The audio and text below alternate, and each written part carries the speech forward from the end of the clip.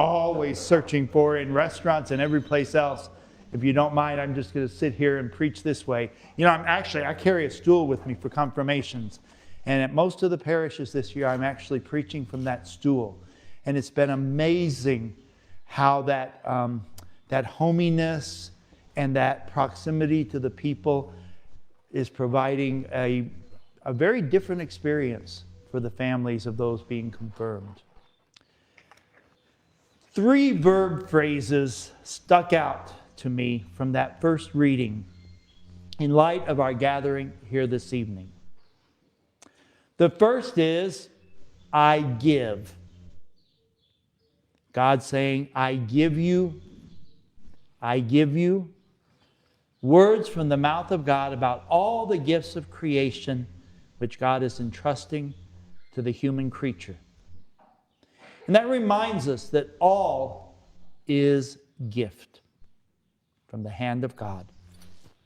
We are but stewards of the gift of all created reality, which means we must not cling to it. We do not control it. We make use of it, as it all belongs ultimately to God. You people of the land know that.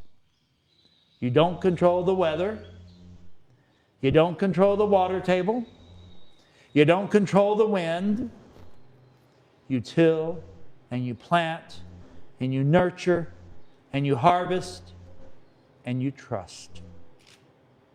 All as gift from God.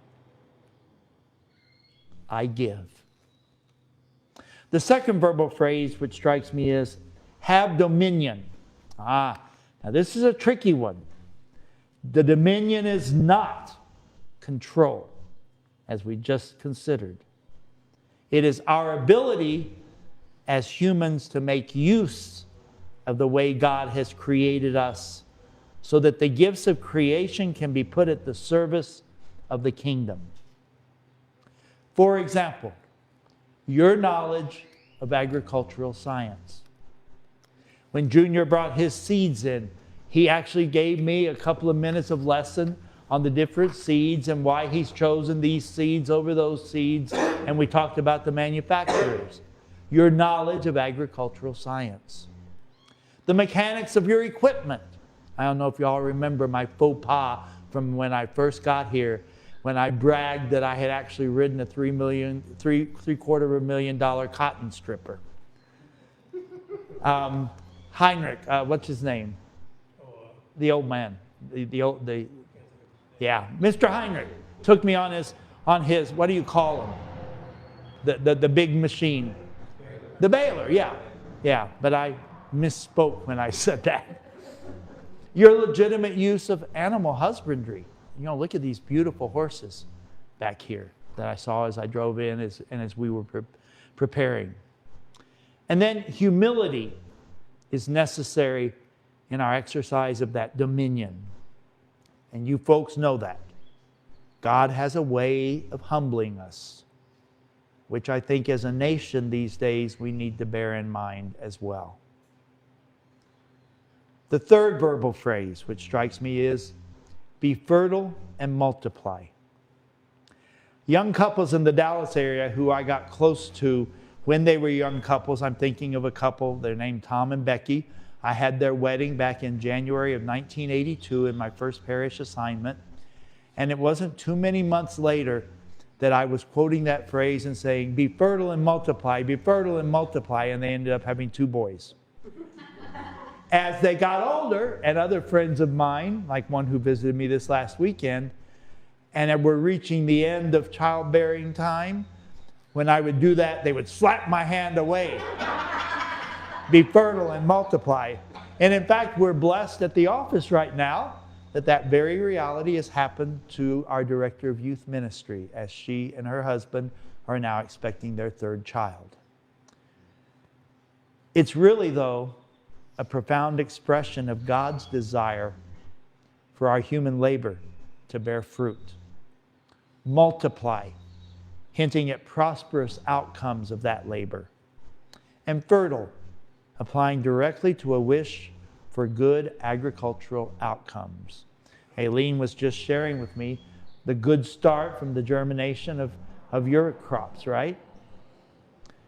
Fertile. You know, rural life to me is so deeply connected to the goodness of God's creation. Something I fear urban dwellers can so easily forget. Here in rural America, we are entrusted with the precious gift of being conscious, humble, and competent stewards of creation. And then there's the gospel.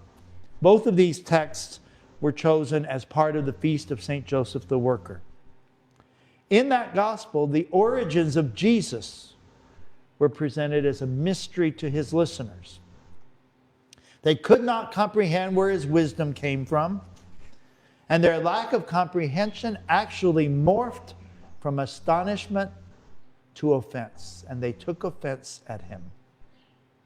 They could not deal with the mystery. You know, if you think about it, the Holy Family in which Jesus grew up was itself a mystery. Being born of an unwed mother with child by the Holy Spirit, cared for by a foster father, a humble workman, always behind the scenes, without a voice in the Gospels. The worker we celebrate today on this optional memorial of St. Joseph the Worker. You know, throughout much of our country, I think rural life is a mystery. It's sort of hidden behind the scenes, unknown, underappreciated, maybe even misunderstood. And yet, it's the source of so much life for people, which is what we celebrate here this evening. Your stewardship, your labor, your love for God's creation. And that causes us to sing out, Lord, give success to the work of our hands.